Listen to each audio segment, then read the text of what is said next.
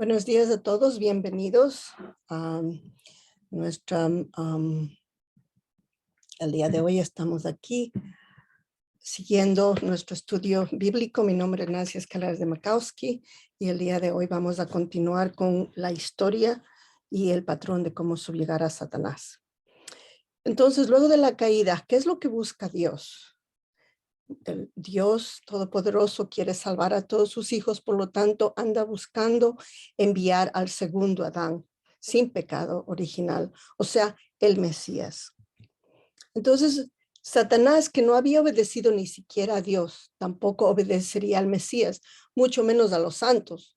Por lo tanto, tomando responsabilidad Dios por haber creado al ser humano, estableció el modelo simbólico para subyugar a Satanás a través de Jacob y Moisés. Entonces, Jesús siguió el mismo curso finalmente, subyugando a Satanás. Entonces, vamos a ver. Después de la caída de Adán y Eva, Dios pidió a Abel que le dé una ofrenda. Entonces vamos a ver el patrón que Dios utiliza. Adán y Eva perdieron fe en la palabra de Dios y ahora Dios le pide a Caín y a Abel que hagan una ofrenda. ¿Para qué? Para restaurar la fe. Desafortunadamente no sucedió así. Dios aceptó la ofrenda de Abel, pero no la de Caín. Caín se puso muy enojado, no pudo contener su rabia y terminó matando a su hermano. Entonces, toda la ofrenda, todo lo que Dios hizo, se perdió. Y el pecado de Adán y Eva se hizo todavía más fuerte cuando entre hermanos se mató el hijo mayor al hermano menor. Pasaron 1600 años de historia hasta cuando Dios por fin encontró un hombre justo, Noé. ¿Qué es lo que le pidió? Le pidió una ofrenda. Esta ofrenda era para demostrar su fe. O sea, Dios está restaurando la fe que Adán y Eva perdieron en la caída. Fe en la palabra de Dios, en la promesa de Dios. Noé lo hizo. 120 años de arduo trabajo, de arduo lágrimas, sudor y sangre todos los días por 120 años. Desafortunadamente, cuando llegó la hora de establecer la unidad de esposo y los hijos, de esposa y los hijos, no pudieron hacerlo y por lo tanto continuó la historia. Se prolongó hasta cuando Dios encontró una persona justa, Abraham. Nuevamente, Dios le pide a Abraham que le haga una ofrenda en un periodo de tiempo. Dice que le pidió que hagan ofrenda de una ternera, un carnero y una cabra y de una paloma y un pichón. Abraham lo hizo de corazón. Hay muchos otros detalles, pero vamos a enfocarnos en la fe y en la unidad. Entonces Abraham cortó las ofrendas, pero cuando llegó a los pájaros, se cansó, se durmió. Desafortunadamente en su sueño vio como aves de rapiña vinieron y se llevaron la ofrenda. Y ahí Dios le habla y le dice, por tu falta de fe, tus descendientes sufrirán en una tierra que no es de ella por 400 años. O sea, ese fracaso de Abraham fue muy, muy tremendo. Entonces, de todas formas, debido a que Abel hizo su ofrenda, entonces Dios tiene la oportunidad de pedirle a Abraham que haga otra ofrenda. ¿Y qué le pidió? Que ofrezca a su único hijo. O sea, recuerden que Abraham ya estaba mayor y Dios le prometió un hijo y le dijo, mira las estrellas del cielo, todos ellos serán tus descendientes. Le pide que ese único hijo le ofrezca en el altar. En ese tiempo quería decir cortarlo en dos, dejar la parte izquierda y la derecha por encima. Era algo muy serio, muy duro, pero imagínense, Abraham, por eso le llamamos el padre de la fe. Abraham llegó a este punto. Me imagino que, dice que tomó 3 días, pero me imagino que todos esos 3 días que tenía que subir a la montaña, le pidió a su hijo que lleve leña, que vaya consigo. Su hijo era suficientemente mayor para entender lo que iba a suceder. Subieron a la montaña y ya cuando estaba listo a cortar al hijo, viene el ángel y le coge la mano y le dice, ahora sé que tienes fe en mi palabra. No necesito sacrificio, sino necesito fe. O sea, muy claro, Dios lo que busca es la fe, la restauración, lo que Adán y Eva no ejecutaron, pues Él nos está pidiendo lo mismo. Entonces le pidió a Abraham que busque un carnero que estaba entre las ramas y Abraham ofreció eso. Esta fue un éxito tremendo, la unidad de Abraham e Isaac. El padre y el hijo se unen en fe completamente a Dios, al riesgo de sus vidas. Abraham arriesgó su vida porque matar a su hijo es peor que arriesgar su propia vida. Isaac arriesgó sus vidas, estaba totalmente obediente a su padre porque él ya tenía lo suficiente edad como para decir, oh, mi papá está fuera de sí, pudo haber escapado, pero no. Él tuvo suficiente fe para unirse completamente con su padre y estaba listo a ser sacrificado. Entonces, bajo ese fundamento de fe, Dios continúa trabajando hasta cuando llega el hijo de Isaac, que es Jacob. Cuando Jacob viene, entonces Dios permite que él haga el fundamento de fe y haga el fundamento de sustancia. Jacob quería mucho a su hermano, pero de repente su hermano, Dios les pide, el papá Isaac les pide una ofrenda, les dice que vayan y que le hagan un guiso muy especial. La madre de Jacob escucha eso y el papá, y como ya estaba viejito y ancianito, no escuchaba bien, no veía bien,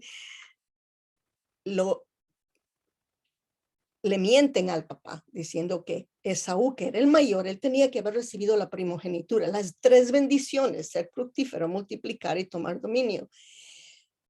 Y la mamá oye eso y envía a Jacob a que le haga un guiso y le dan el guiso y el padre Isaac da la bendición a Jacob en lugar de Esaú, quien iba a recibir la primogenitura. Cuando Esaú sabe eso, se llenó de rabia, tal como Caín, y buscó a su hermano para matarlo. Desafortunadamente, a la madre escuchó eso, lo envió lejos a la tierra de Harán, donde su hermano, para que esté allí por 21 años, en donde se ganó las 3 bendiciones. Entonces, vemos que, ¿por qué se repite la historia? ¿Cuál es el problema? ¿Por qué es que Dios no puede hacer en un solo lugar, restaurar todo? Vamos a verlo. Anteriormente habíamos dicho que el hombre tiene su porción de responsabilidad. Siempre hay la porción de responsabilidad. Entonces vamos a ver que Dios sigue el modelo de Jacob, Moisés y de Jesús.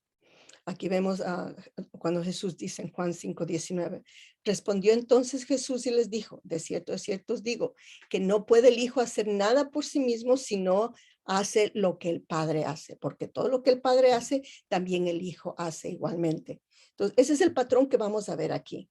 También en Apocalipsis vemos una y otra vez que dice, al que venciere a Satanás, al que venciere a la carne, al que venciere la fe. Entonces, este es el patrón para subyugar a Satanás. Jacob subyugó a Satanás a nivel individual, a nivel de familia. Entonces, ahora vemos a Moisés. Moisés subyugó a Satanás a nivel nacional, a nivel de la nación de Israel, y Jesús subyugó a Satanás a nivel mundial, a nivel sustancial. Él sustancialmente lo hizo. Entonces, lo vamos a leer en varios pasajes bíblicos. En Hechos 3:22, porque Moisés dijo a los padres, el Señor vuestro Dios os levantará un profeta de entre vuestros hermanos, así como a mí. A él oiréis en todas las cosas que hable. Juan 5:19. Respondiendo entonces Jesús les dijo, de cierto os digo, que no puede hacer el Hijo nada por sí mismo, sino lo que ve hacer que el Padre hace, porque todo lo que el Padre hace, también lo hace el Hijo igualmente. Entonces, ahí vemos que, ¿qué es lo que está haciendo cada uno de estos? El primer punto, Adán y Eva arriesgaron sus vidas y fueron a Satanás. Entonces, para restaurar la fe, Dios nos pone una prueba y es una prueba muy difícil al riesgo de nuestras vidas. Entonces, aquí vamos a ver a Jacob. Dios envía a un ángel a que luche con Jacob. Y fue una lucha de vida y muerte de toda la noche, hasta cuando ya el amanecer el ángel se iba y Jacob lo agarra del manto y le dice, no te vayas. He luchado contigo toda la noche, ahora tienes que darme la bendición. El ángel le dice, desde hoy en adelante ya no te llamas Jacob, sino te llamarás Israel, porque has luchado con la carne y el espíritu y has sido victorioso. Entonces, de ahí nace el nombre de Israel, el ungido, el escogido, el bendecido por Dios. Entonces, Jacob es el primero que lucha con el ángel directamente y domina al ángel. Luego Moisés, muy claramente en Éxodos 4:24, Dios intenta matar a Moisés. Y es que mandó un ángel a matar a Moisés y la esposa se da cuenta de eso y va y corta el precipicio de su hijo. O sea, en ese tiempo una ofrenda para ser un hebreo era cortar el órgano sexual del hombre. Recuerden la caída, Adán y Eva cayeron con sus órganos sexuales. Entonces, para restaurar la purificación, para purificar el sexo, entonces Dios mandó que todos los varones derramaran sangre de su órgano sexual. Entonces, cuando la mujer de Moisés lo hizo, el ángel se fue y protegió al hijo de Moisés y a Moisés también. Y a Jesús, vemos aquí, una y otra vez, Satanás se le presentó directamente después de ayunar los 40 días. Yo no sé ustedes, pero cuando uno hace un ayuno, lo primero que quiere hacer es comer. Es una tentación tremenda, bien fuerte, pero imagínense, Jesús le dijo, no, no tentarás al Señor tu Dios. O sea, Jesús superó todo durante toda su vida. Luego, el derecho a la primogenitura. ¿Qué es la primogenitura? La primogenitura son las 3 bendiciones que Dios dio a Adán y Eva. Ser fructíferos, multiplicar y tomar dominio. Esa es la primogenitura. Originalmente, el hijo mayor recibía la primogenitura. En este caso, Jacob tenía que recibir esa primogenitura. Entonces, Esaú tenía que recibir esa primogenitura. Entonces, Jacob la compró esa primogenitura con pan y guisado. ¿Por qué? Porque Jacob se daba cuenta de que la primogenitura era algo muy importante. Él tenía que continuar el linaje de Dios. Él tenía que seguir el linaje de Dios, pero Esaú no se preocupó por eso. Simplemente quería comer y le dijo, está bien, toma mi primogenitura y dame el pan y el guisado. Entonces, él sintió mucha gratitud y mucho deseo de mantener el linaje de Dios. Moisés igual. Dios les dijo, ustedes los mantendré y los guiaré y los daré de comer el maná y las codornices, la carne y el espíritu. Entonces, aquí también con Jesús, el pan y el vino. Jesús era muy fuerte en Juan 6:48. Digo, si no coméis de la carne del Hijo del Hombre y no bebéis su sangre, no tenéis vida en vosotros. Wow. Realmente él no quería que comamos su carne y bebamos su sangre, era algo simbólico. Después les explicó a todos sus discípulos que era su palabra, que era vida y que era espíritu. Entonces, igual nosotros, ¿cuál es nuestra gratitud? Tenemos las 3 bendiciones. En lugar de quejarnos de cualquier cosa que nos viene, siempre debemos tener esa actitud de gratitud, porque Dios nos ha bendecido, porque Dios nos está bendiciendo y Dios nos está manteniendo con el pan y el vino, con el maná y las codornices, con el pan de cada día. Démosle gracias a Dios que tenemos un trabajo, que tenemos un comida sobre la mesa, que tenemos una familia, que tenemos, o sea, contar nuestras bendiciones todos los días y darle gracias a Dios. Si tenemos esa actitud de gratitud siempre, Satanás, lo estamos subyugando a Satanás. Luego vemos que aún después de muertos, Satanás invadió el cuerpo físico de Adán y Eva.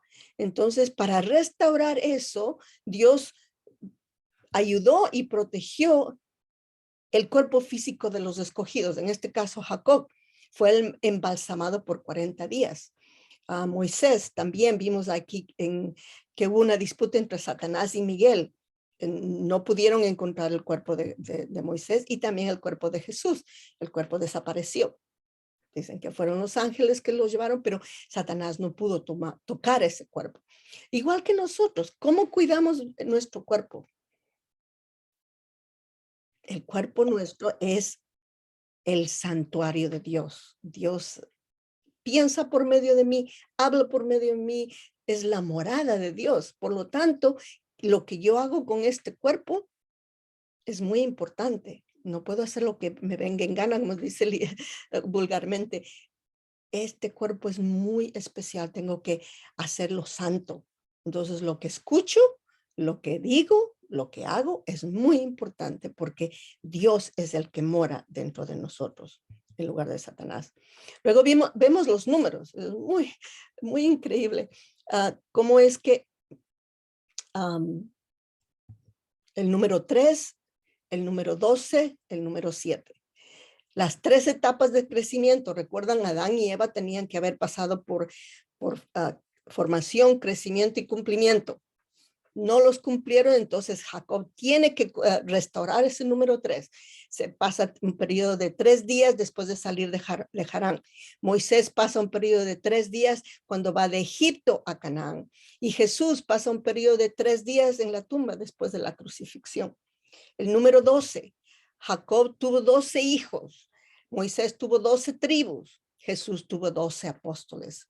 Y restaurando los 7 días de la creación, Jacob tuvo 7 miembros de familia, 70 miembros de familia, Moisés 70 ancianos y Jesús 70 discípulos.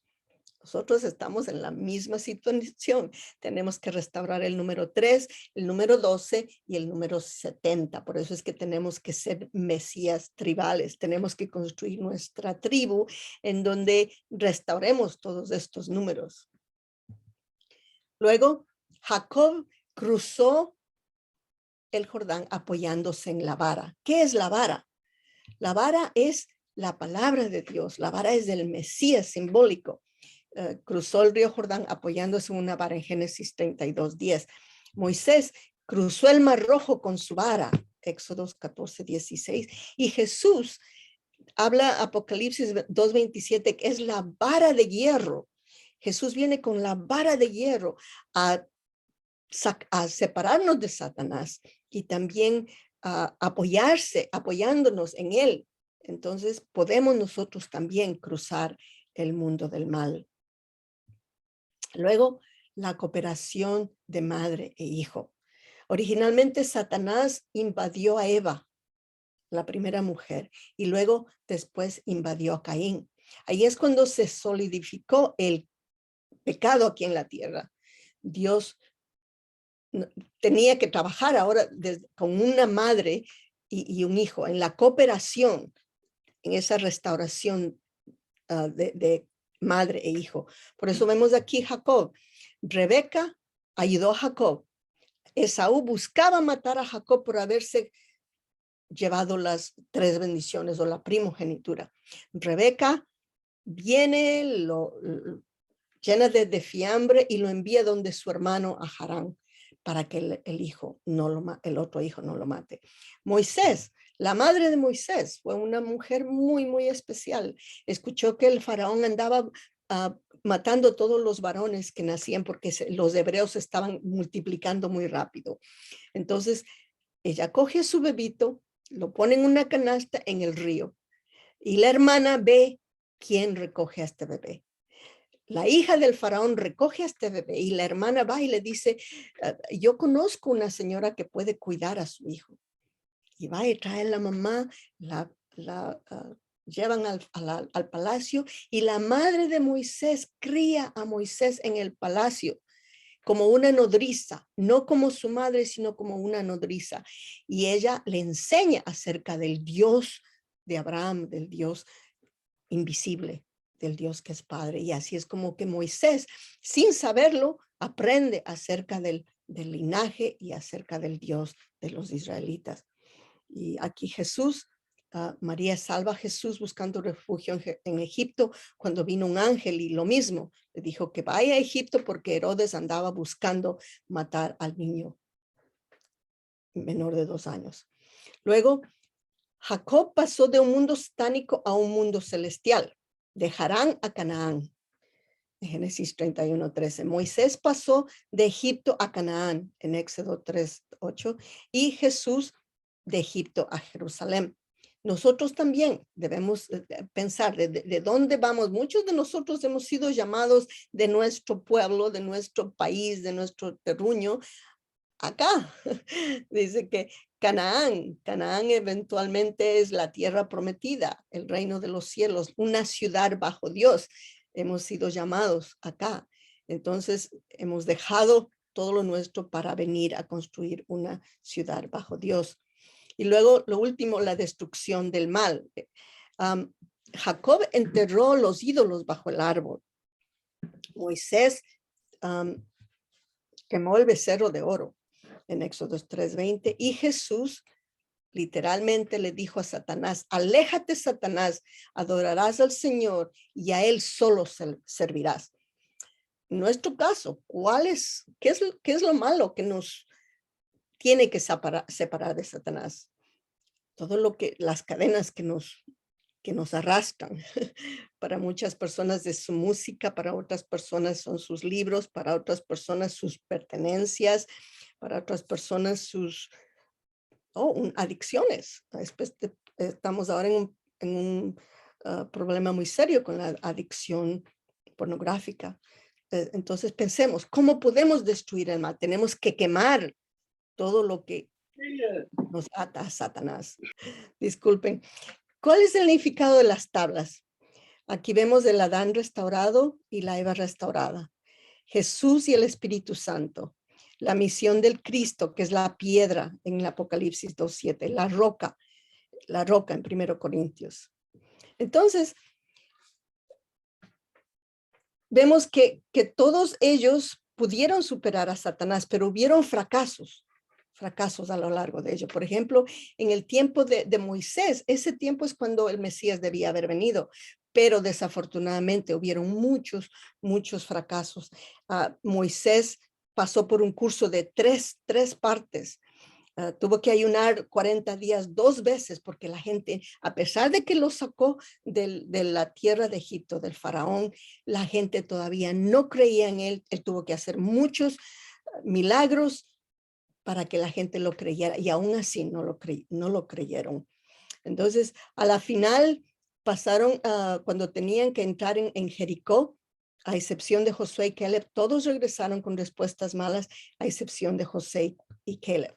Y por los 40 días que tenían que pasar a la tierra de Jericó, por cada día que no creyeron y que se quejaron, Dios les dijo que tenían que pagar el precio. Por cada día era un año. Les dice: 40 años prolongados en el desierto, pero vuestros niños, de los cuales dijisteis que serían presa, yo los introduciré y ellos conocerán la tierra que vosotros despreciasteis. En cuanto a vosotros, vuestros cuerpos caerán en el desierto y vuestros hijos andarán pastoreando en el desierto 40 años, y ellos llevarán vuestras rebeldías, llevaréis vuestras iniquidades 40 años, un año por cada día. Wow, entonces cuando la razón por la cual se prolonga la historia es por la falta de fe, por no cumplir con nuestra responsabilidad. Entonces Dios tiene que prolongar la historia. Por eso es que una y otra vez vemos que la historia se repite. Hasta que por fin en Josué 1:2 dice: mi siervo Moisés ha muerto. Ahora pues le dice a Josué: levántate y pasa este Jordán y todo este pueblo a la tierra que yo les he prometido a los hijos de Israel. Y por fin Josué dice: como yo estuve con Moisés, estaré contigo. No te dejaré ni desampararé. Esfuérzate y sé valiente. Entonces Josué tomó toda la fe y toda la unión que tuvo Israel con Moisés y continuó para formar la nación de Israel. Josué nuevamente dice, entonces respondieron Josué diciendo, nosotros haremos todas las cosas que nos has mandado e iremos donde quiera que nos mandes. Por fin tienen fe. De la manera que obedecimos a Moisés en todas las cosas, así te obedeceremos a ti. Solamente que Jehová tu Dios esté contigo, como estuvo con Moisés, solamente que te esfuerces y seas valiente. Por fin hay la unidad de la figura central con todo Israel y por eso se forma Israel, una nación, y por fin se establece el fundamento de fe. La nación de Israel tiene fe. Hicieron la condición de 40 años en Sinaí juntos. Y cuando ya se unen, no se unieron con Moisés, Moisés no vio la tierra prometida, pero se unen con Josué, la segunda generación. Y cuando hay unidad entre Adán y el arcángel, o en este caso entre Moisés o Josué e Israel, entonces los puedes llevar a Dios. Y allí es cuando se forma el fundamento de sustancia, o sea, el fundamento para recibir al Mesías. Hay éxito en la unidad vertical y en la unidad horizontal. Dios puede enviar al Mesías ahora, pero desafortunadamente no pudo hacerlo. No pudo enviar al Mesías después del éxito de Moisés, debido al primer fracaso de Abraham de no terminar la ofrenda de los pájaros. Aquí dice en Génesis 15:3, entonces Jehová dijo a Abraham, ten por cierto que tu descendencia morará en tierra ajena y será esclava allí y será oprimida 400 años. Entonces Dios no pudo enviar al Mesías allí porque tenía que pagar esta indemnización. Israel tenía que pasar por ese sufrimiento. Todo hay que pagarlo, todo. Entonces Jacob, Israel, salió de Egipto con 12 hijos, 12 tribus. ¿Con qué meta? La meta de formar la nación de Israel. Una nación para Dios. Entonces, pasaron esos 400 años de sufrimiento en Egipto. Hubo fe y expansión. 12 hijos, 72 parientes salieron para Egipto. Guardaron identidad a través de la circuncisión, muy importante, circuncisión para restaurar el órgano sexual, sacrificios y ofrendas. Moisés, nacido como libertador, él tuvo el ideal, y ese ideal fue una nación bajo Dios. El pacto de la ley en el monte de Sinaí eran los 10 mandamientos. Se aprendían los 10 mandamientos, los seguían, entonces Dios podía bendecirlos. Aquí vemos hebreos opresionados por capataces egipcios. Moisés destruyendo las primeras tablas cuando vio que perdieron fe en medio del desierto y pidieron a Aarón que les construya un becerro de oro. Ahora, ¿qué significan las tablas? Los 10 mandamientos. Muy importante. El primero, yo soy Jehová, no tengas dioses falsos ante mí. No hagas ídolos y los adores. No tomes el nombre de Dios en vano. Guarda el sábado. Honra a tu padre y a tu madre. O sea, estos 5 mandamientos tienen mucho que ver con nuestra relación vertical con Dios, básicamente. No tengas otros dioses falsos ante mí. Y los otros 5 mandamientos, no matarás, tiene mucho que ver con mi relación con mi prójimo. No cometerás adulterio, no robarás, no darás falso testimonio, no codiciarás la mujer ni pertenencias de tu prójimo. O sea, ahí mismo Dios nos está ayudando a que hagamos la relación vertical con Dios y la relación horizontal con nuestro prójimo. Cuando hacemos eso, entonces cada uno de nosotros estamos estableciendo una condición, estamos haciendo una ofrenda para recibir al Mesías. O sea, desde ese entonces Dios ya estaba preparando a cada individuo, a cada israelita, a que reciban al Mesías. Cuando hacemos esta condición, Dios puede enviar al Mesías. Entonces luego siguieron 400 años más en donde se expandió a los jueces, hubo independencia en tradición, fue la época de feudalismo de 12 tribus, hubieron líderes regionales, jueces que tenían la función de profeta, sacerdote y rey. Aquí vemos el pacto de la ley de Sinaí, es lo mismo, los 10 mandamientos. Y hay una amenaza interna, hay corrupción de fe, los cananitas, el culto del sumerio, ritual de fertilidad a Baal, Isis, Cibeles, Astaret, etc. Entonces, esa amenaza externa también es la invasión de los filisteos. Entonces, más o menos un mapa de ese tiempo para que vean cómo habían varias amenazas contra Israel. Entonces, ese es el tiempo de la revolución sexual. Un nombre nuevo para un problema antiguo. Aquí vemos en Ezequiel 16:15, pero confiaste en tu hermosura y te prostituiste. Y tomaste de tus vestidos y te hiciste diversos lugares altos y fornicaste sobre ellos.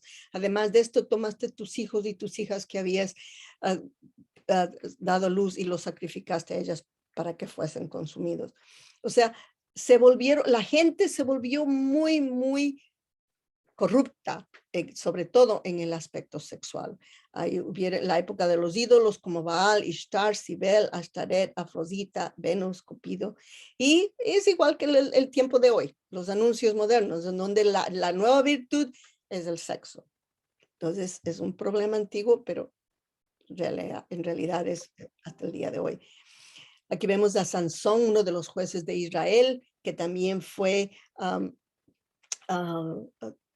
la esposa prácticamente lo vendió su fuerza, y después que él se dio cuenta cómo Satanás lo invadió, destruyó a Israel con su fuerza física. Luego pasamos a la época del Reino Unido, donde hay unidad, paz y prosperidad, monarquía, influencia, el templo construido. Saúl reinó por 40 años, David 40 años, Salomón 40 años. El papel de rey, profeta y sumo sacerdote se separaron ahora, ya no son uno solo. Hubo un tiempo de fornicación, asesinato y corrupción de la fe. Ahí vemos a los tres separados. Anteriormente estos tres puntos eran uno solo, ahora son tres personajes diferentes. Aquí vemos cómo Satanás invadió a Salomón. Salomón fue el que por fin construyó el templo. Dios les pidió a los reyes que construyeran un templo, o sea, la ofrenda de fe. Saúl no lo hizo, David no lo hizo, pero Salomón lo hizo. Desafortunadamente, Salomón se dejó guiar por el sexo. Eventualmente tuvo 300 mujeres y 700 concubinas. Desafortunadamente, por eso es que Dios no pudo trabajar con él, y el templo fue invadido por todos estos ídolos que trajeron las diferentes mujeres que él escogió. Aquí vemos la reina de Seba que visita el palacio de Salomón, y ahí vemos todos los ídolos que ella trajo consigo. Luego de este periodo se divide el reino. Y vemos la separación y la corrupción entre el norte y el sur. 10 tribus de Israel y 2 tribus de Judá. Los profetas vienen Elías, Eliseo, enviados a Israel, y luego Jeremías a Judá. Asiria conquista a Israel y luego Babilonia conquista a Judá. Hay una pérdida tremenda de sufrimiento debido a la falta de arrepentimiento. Ahí vemos el reino dividido entre Judá e Israel. Elías confronta a adoradores de Baal. La gente se volvió muy, muy perversa, y en lugar de adorar a nuestro Dios, al Dios invisible, al Dios de Abraham, Jacob e Isaac, comenzaron a adorar a los ídolos de los vecinos. Entonces, debido a esa falta de unidad, son tomados cautivos en Babilonia en 539 después de Cristo. Luego vienen todos ya habíamos hablado de muchos de estos profetas, de Ezequiel, que restaura la esperanza en construir una nación. Nehemías establece orden. Josías reforma el código de santidad, y por fin hallan la Torá escondida durante la reconstrucción del templo en 444 años antes de Cristo. Entonces, esta es la preparación para la venida de Cristo. Ahí está Nehemías asesorando las ruinas de Jerusalén. Luego viene la preparación para el Mesías. El enfoque en la ley, democracia religiosa, el ambiente preparado. Hay un énfasis externo, la ley, sacrificios. en donde por fin se forman las sinagogas. Antes no habían sinagogas. Es como que por fin se forman las iglesias. Hay sufrimiento externo, invasiones de Persia, Grecia, Egipto, Roma. Y Roma estaba formando una cultura unificada. Y también hay un gran paradigma mundial religioso y cambia. La gente tiene el sentido de que vivimos en un mundo y el centro de este mundo era Roma, la Pax Romana. El correo se desarrolla, los caminos, todos los caminos dirigen hacia Roma. ¿Para qué? Porque es que Dios permitió todo esto para una sola razón, para recibir al Mesías. Y como habíamos visto anteriormente, Israel fracasa en la misión de recibir al Mesías. Y lo vemos en la parábola de la viña en Mateo 21:33. Entonces, aquí vemos, Dios preparó al mundo para recibir al Mesías, para recibir a Jesús. Aquí está Israel en Grecia. Dios envió a Sócrates para abrir la mente y el corazón, para sacarlos de un lugar de donde estaban solamente enfocándose en la carne. Sócrates vino a decirles que deberíamos ser justos, a pensar más allá de la carne. Aquí en Persia, Zoroaster, en India, Buda, en China, Lao Tzu y Confucio en la dinastía Han. O sea que Dios quiere salvar al mundo, no solamente a Israel, no solamente a los hebreos, sino al mundo entero, porque todos somos sus hijos. Por lo tanto, si Jesús hubiera salido de Israel, si Juan Bautista lo hubiera seguido a Jesús, todo Israel le hubiera seguido a Jesús, entonces Jesús enseguida hubiera salido al Imperio Romano. Todos los caminos dirigían a Roma y todo el mundo veía Roma. Roma era lo máximo en ese tiempo. Mucha riqueza, mucho desarrollo. Pueden ver estos edificios muy similares a los del día de hoy en Washington. Por eso dicen que Roma está resucitando en muchas de nuestras ciudades. Había muchos caminos que llevaban a Roma y también el desarrollo de muchos idiomas. Todo eso lo preparó Dios para el Mesías. No hay ninguna otra razón sino para que el mundo reciba al Mesías. Ahí está la altura de la civilización romana, mucho desarrollo técnico, mucho desarrollo científico y también bendición externa. Desafortunadamente, nada de eso sirvió y nuestro Señor vino, pero no fue recibido. Vemos aquí, esta restauración tomó 2000 años. Estudiamos esto a pasos a rasgos muy rápidos. Vamos a estudiar nuestra próxima conferencia. Vamos a comenzar desde aquí, desde Jesús hasta el día de hoy. Vamos a ver cómo Dios ha estado trabajando para restaurar la fe verticalmente y la unidad con nuestro compañero, con nuestro prójimo, para recibir al Mesías. Vamos a estudiar cómo es que Dios, hasta el mismo Dios que trabajó en la época de Adán y Eva, el mismo Dios que trabajó en la época de Moisés en Egipto, el mismo Dios que trabajó con Saúl, con David, con Salomón, con Jesús, ese mismo Dios está trabajando el día de hoy para que nosotros recibamos al Mesías. Estamos llegando a esa época y es muy importante que sigamos estudiando para que veamos el modelo, para que veamos el patrón. Si Dios es el primer científico, aquí vemos los números. ¿Quién creó los números? No es coincidencia, nada de esto es coincidencia. Yo le llamo diosidencia. Que todo lo que sucede detrás de esos hechos hay una mente, hay un corazón que dirige la historia. El hombre no hace la historia. Dios está haciendo la historia. Detrás de la historia, detrás de cada hecho, está la mente y el corazón de Dios, que quiere que cada uno de nosotros restauremos nuestra fe al riesgo de nuestra vida, que cada uno de nosotros restauremos ese deseo de gratitud, porque Adán y Eva lo perdieron todos nosotros. Cada uno de nosotros tenemos que restaurarlo. No solamente estas personas son los escogidos, todos somos los llamados, todos somos escogidos. Por lo tanto, todos tenemos que pasar por este mismo patrón, porque no somos diferentes, somos iguales. Imagínense los discípulos de Jesús. Los discípulos de Jesús no eran los escribas, no eran los líderes. Fueron gente muy simple como usted y yo. No fueron gente educada, sino gente de corazón puro.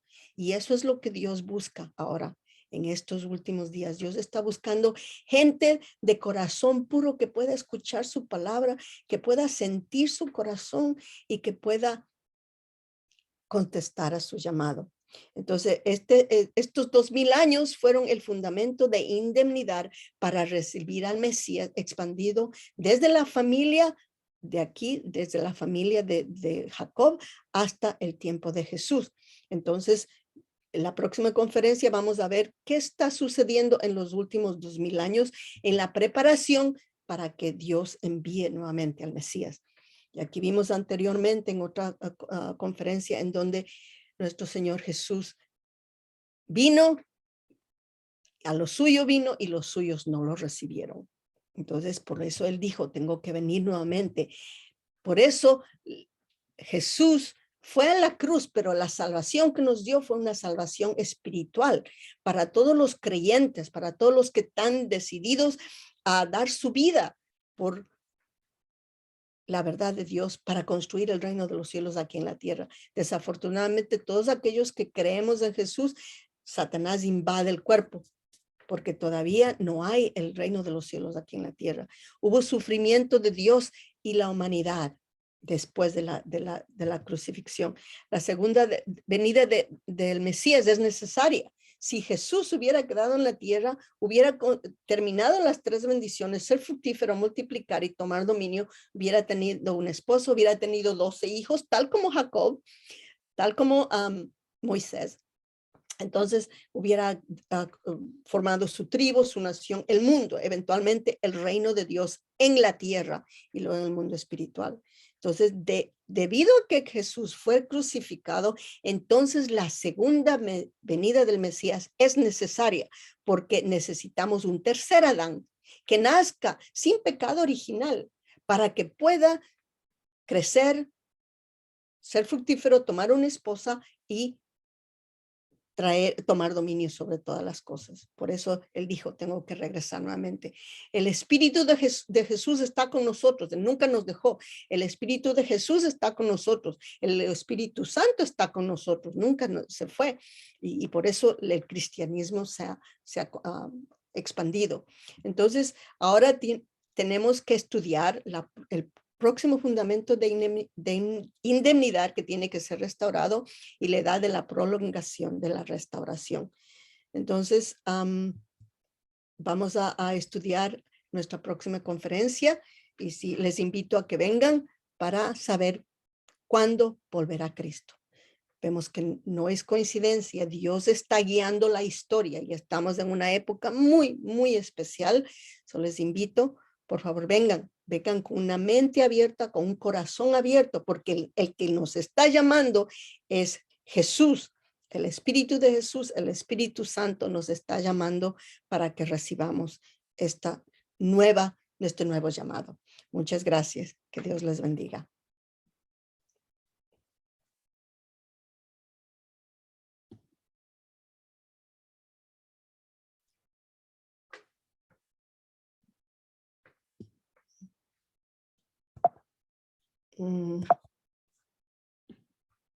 Ok, disculpen.